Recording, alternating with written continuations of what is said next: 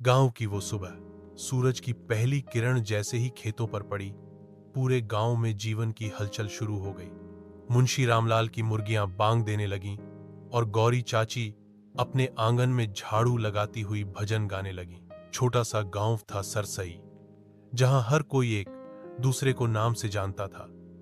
वहां का जीवन सरल था, पर आत्मा से भरा हुआ। छोटू, जो केवल 10 साल का था, रोज सुबह अपने बाबा के साथ खेतों में जाता था। बाबा उसे बतियाते हुए सिखाते, धूप में मेहनत करने से ही फसल सोना बनती है बेटा। पड़ोस की रमिया अपनी गाय को चारा डालते हुए हंसी ठिठोली करती थी, और वहीं शिवा कुम्हार मिट्टी के नए घड़े बना रहा था। गांव का हर कोना मानो अपनी कहानी कह रहा था।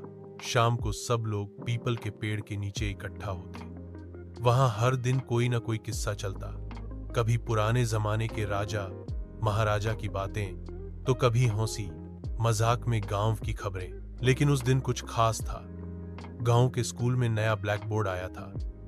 मास्टर जी बोले, अब हमारे बच्चे भी शहर के बच्चों से पीछे नहीं रहेंगे। छोटू की आंखों में सपना था, बड़ा होकर वह भी गांव के बच्चों को पढ़ाना चाहता था। गांव भले ही छोटा हो, लेकिन वहां के लोगों के दिल बहुत बड़े थे।